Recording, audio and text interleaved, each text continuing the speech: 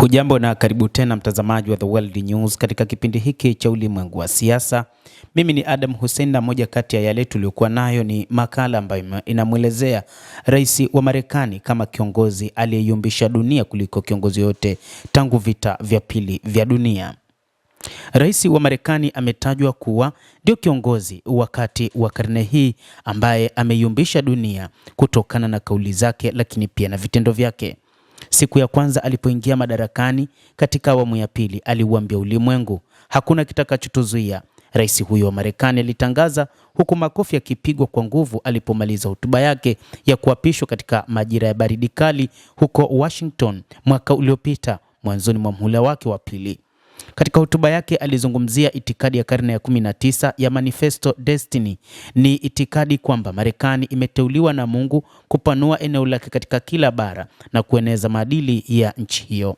Wakati huo alikuwa akivutiwa na mfereji wa Panama, akisema watauchukua mfereji huo. Trump alitangaza, lakini pia akitaja juu ya kuichukua Greenland pamoja na kuifanya Canada kuwa jimbo lingine la Marekani.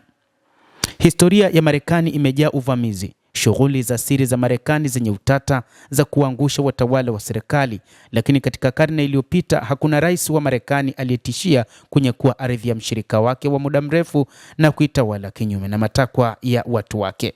Hakuna kiongozi wa Marekani aliyetishia kuvunja ushirikiano wa muda mrefu ambao umeimarisha utaratibu wa dunia tangu mwishoni mwa vita vya pili vya dunia. Trump sasa anaelezewa kama rais aliyeleta mageuzi zaidi nchini Marekani, lakini pia katika ulimwengu, akishangiliwa na wafuasi wake ndani na nje ya nchi, akishitua wengine katika miji mikuu kote ulimwenguni na kimya cha kuangalia huko Moscow pamoja na Beijing. Ni mabadiliko kuelekea ulimwengu usiokuwa na sheria, ambapo sheria za kimataifa zinanyang'anywa na sheria pekee inayoonekana kuibuka ni ya mwenye nguvu mpishe. Ni onyo la rais wa Ufaransa Emmanuel Macron katika jukwaa la uchumi la Davos, ambapo mnamo siku ya Jumanne ya Januari 20 alizungumza bila kumtaja Donald Trump moja kwa moja. Kuna wasiwasi unaongezeka kuhusu vita vya kibiashara vinavyoweza kusababisha maumivu makali, na wasiwasi kwamba muungano wa kijeshi wa NATO wenye miaka 76 unaweza kuwa hatarini ikiwa kamanda mkuu ambaye ni Marekani atajaribu kuichukua Greenland kwa nguvu. Wafuasi wa Trump wanazidi kuunga mkono ajenda yake ya Marekani kwanza. Hata hivyo, alipoulizwa na vyombo vya habari kuiteka Greenland kutakiuka katiba ya Umoja wa Mataifa, mbunge wa chama cha Republican Randy Fine amesema, nadhani Umoja wa Mataifa umeshindwa kabisa kuwa chombo kinachounga mkono amani duniani. Aliwasilisha muswada unaoitwa sheria ya kutawala Greenland katika bunge wiki iliyopita. Kuna kauli nyingi zimesemwa kuhusu misukosuko ya kidiplomasia na njia bora ya kukabiliana na rais na amiri jeshi mkuu wa Marekani ambaye hatabiriki. Tunahitaji kumchukulia kwa uzito, lakini si kwa uhalisia. Inatoka kwa wale wanaosisitiza kwamba haya yote yanaweza kutatuliwa kupitia mazungumzo. Mara nyingi Trump hugeuka wiki moja hadi nyingine, kutoka kuitetea Ukraine au ghafla kuwa karibu na Urusi, kisha hurudi kuelekea Ukraine, kisha hurudi tena kwenye mzunguko wa Urusi, anasema Emmanuel Macron, rais wa Ufaransa. Wengine wanamuona Trump kuwa ana msimamo mkali kama mbinu zake za kupata mikataba kutoka enzi zake za umiliki wa nyumba huko New York. Kuna ukweli wa hilo katika vitisho vyake vya mara kwa mara vya kuchukua hatua za kijeshi dhidi ya Iran, na hilo bado liko mezani mwake. Hazungumzi kama mwanasiasa wa kawaida, anaelezea waziri wa mambo ya nje wa Marekani Marco Rubio alipoulizwa kuhusu mbinu za Trump. Anasema akisha hufanya alichosema.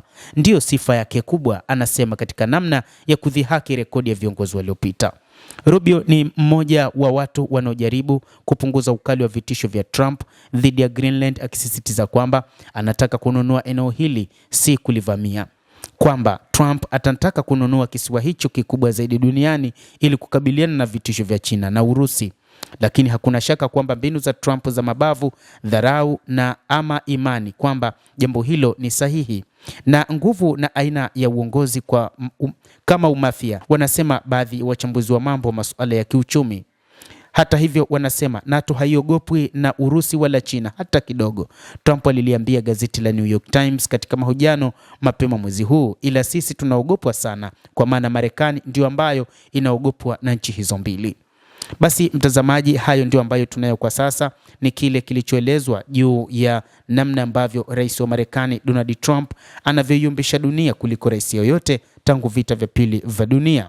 Endelea kutufuatilia, lakini usisahau kulike, kucomment, kadhalika kusubscribe channel yetu hii ili upate habari hizi kwa mapana hapa The World News.